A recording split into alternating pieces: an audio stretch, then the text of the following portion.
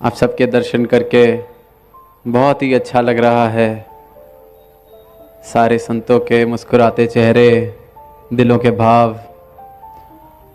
और जब से ये कल्याण यात्रा शुरू हुई, जहाँ जहाँ भी जाने का मौका मिला, भरपूर प्यार श्रद्धा के भाव देखने को मिले। और आज जब गया शहर में एंट्री हो रही थी तो दास की एक बोर्ड पर नज़र गई जहाँ पर लिखा था कि ज्ञान और मोक्ष की भूमि गया में आपका स्वागत है। तो ख्याल गया कि ज्ञान और मोक्ष की भूमि क्या सिर्फ ये शहर ही है, या फिर हम सबका जो ये जीवन है वो ज्ञान और मोक्ष की भूमि बन सकता है। ये कौन से ज्ञान की बात की जा रही है जिसके साथ मोक्ष की बात की जाती है? ये क्या किसी गणित के ज्ञान की बात हो रही है, किसी भाषा के ज्ञान की बात हो रही है? ये किस ज्ञान की बात होती है जब साथ में मोक्ष का नाम जुड़ जाता है, मुक्ति का नाम जुड़ जाता है? और पिछले कुछ घंटों से इसी ज्ञान का जिक्र, इसी मोक्ष का जिक्र सारे संत कर रहे थे।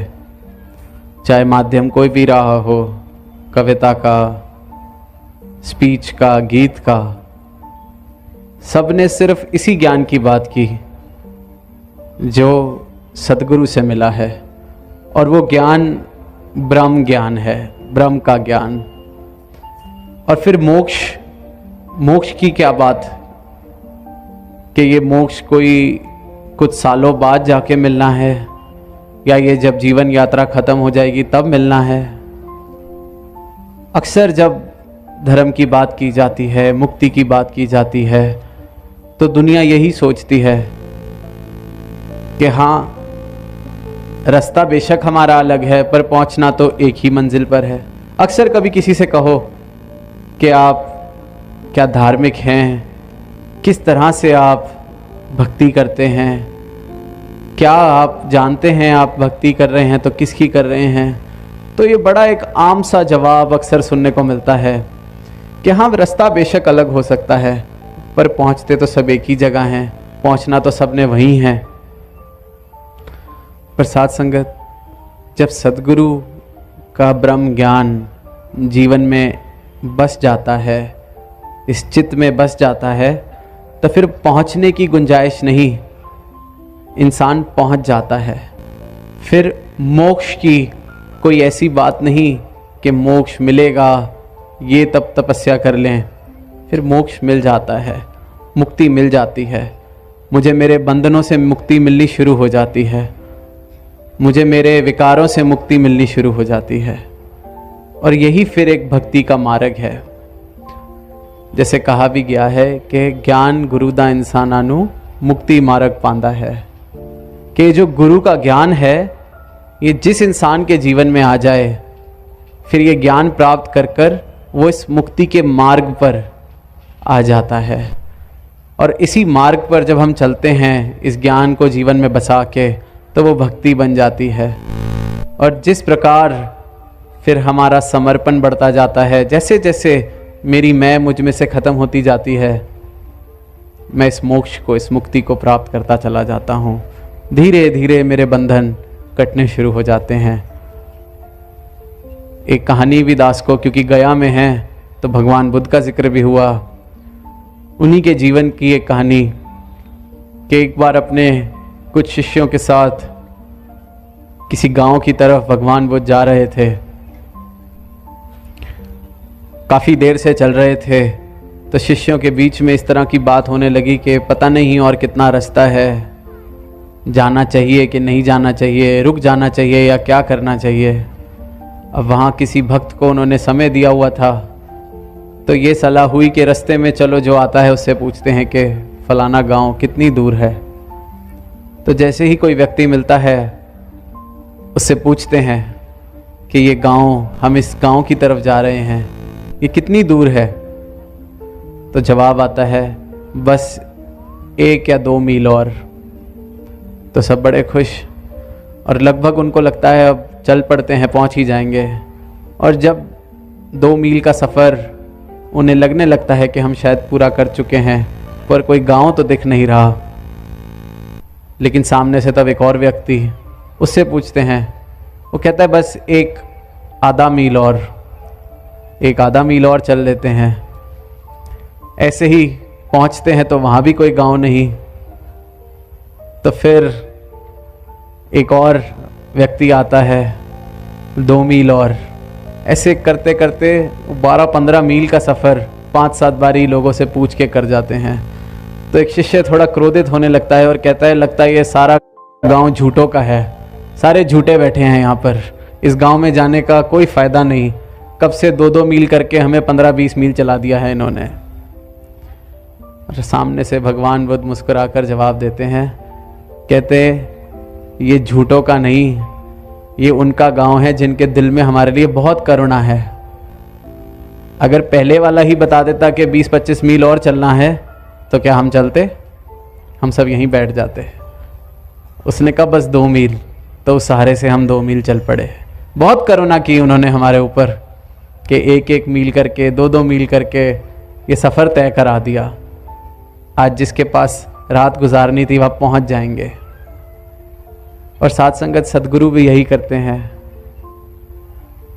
जैसे अक्सर एक बात कि मैले कपड़े अगर धोबी के पास आते हैं तो वो उसको धोता है, कोई साफ़ कपड़े अगर धोबी के पास लेके जाएंगे तो कहेगा कि उसकी ज़रूरत क्या है। और आज अगर कोई यहाँ पहली बार इस मिशन की आवाज़ सुन रहा है तो अक्सर ये सवाल भी आता है कि मैं तो इतना क्रोधी, इतना लालची, इतना लोभी, क्या मुझे भी ज्ञान मिल सकता है? क्या धर्म मेरे लिए भी है? क्या परमात्मा मुझे भी प्राप्त हो सकता है? तो ये सवाल अक्सर हमें इस ब्रह्म ज्ञान से दूर, क्योंकि ये मेरी ही सोच है, मुझे लगता है शायद मुझे कोई पुण्य आत्मा होना पड़ेगा, पहले बड़े पुण्य के काम करने पड़ेंगे, क्योंकि दुनिया में यही सुनते आए हैं कि परमात्मा तो सिर्फ उनको मिल सकता है जो पता नहीं कितनी तपस्या कर लें, कितना कुछ कर लें। वही 25-30 मील का रास्ता बता देते हैं तो इंसान डर के दूर ही बैठ जाता है कि क्या जाना, इस रास्ते पे हमारे से होगा ही नहीं, हम ये कर ही नहीं पाएंगे। इसलिए ये डर कि छोड़ो, इतना कुछ छोड़ना पड़ेगा, खुद को ख़त्म करना पड़ेगा परमात्मा को पाने के लिए, सर कटाना पड़ेगा, तो ये रास्ता शुरू ही नहीं कर पाते। पर जब सद्गुरु जीवन में आते हैं, वो ज्ञान जब ब्रह्म का देते हैं, फिर इस मार्ग पे हमें डाल देते हैं। सीधा ही मुझे पापी से महापुरुष का दर्जा मिल जाता है जब मैं इनके चरणों में आ जाता हूँ। फिर इनके जो ब्रह्मज्ञानी संत हैं, उनके प्यार के साथ, उनके साथ के साथ ये जो भक्ति का मार्ग है, मैं भी चलना इस पर शुरू करता हूँ। धीरे धीरे मेरा क्रोध, जो पहले क्रोध था, वो प्यार में बदलने लगता है। जो नफ़रत थी, मैं उससे भी मुक्त होने लगता हूँ। जो अज्ञानता थी, वो भी मेरी छूटने लगती है। वही जो भगवान बुद्ध ने कहा कि बड़ी करुणा, तो यही करुणा सद्गुरु और सद्गुरु के संतों में होती है कि धीरे धीरे, जिस तरह सद्गुरु माता जी अक्सर फरमाते हैं कि अपना सुधार, सेल्फ करेक्शन, अगर लग रहा है कि मैं कल से आज बेहतर हो गया हूँ तो कल और बेहतर होना है। ये इतनी सीढ़ियाँ हैं कि कभी पूरी नहीं चढ़ सकते। एक सीढ़ी चढ़ी, चलो अब एक और चढ़ेंगे। ये मार्ग है भक्ति का और ये मार्ग है भक्त का। तो ये जो करुणा लेके ये संत यहाँ आए हैं, ये जो समागम आज हो रहा है, तो इनके अंदर भी ये करुणा इस करुणा के सागर से आई है, सद्गुरु से आई है। और इनका बस एक ही प्रयास कि हर कोई अपने जीवन का कल्याण कर ले। और कल्याण करना कोई मुश्किल नहीं, चलना तो शुरू करें इस रास्ते पर। बहुत ही प्यारा रास्ता, इस सच के साथ चलें। हर पल में निरंकार का वास, हर पल में सद्गुरु के संतों का साथ, हर पल में इस परमात्मा को शुक्राना।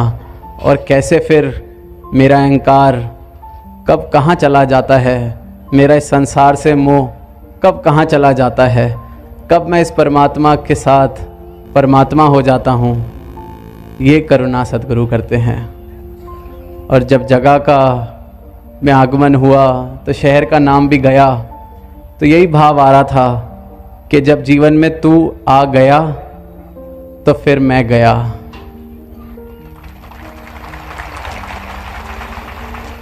जब जीवन में परमात्मा आ गया तो ये अंधकार गया। जब जीवन में ज्ञान आ गया तो मेरा अज्ञान गया। जब जीवन में प्रेम आ गया तो ये क्रोध गया। बस ये इसी प्रकार सब कुछ चला जाता है। बस जीवन में इस सत्य को, सद्गुरु को आने दें।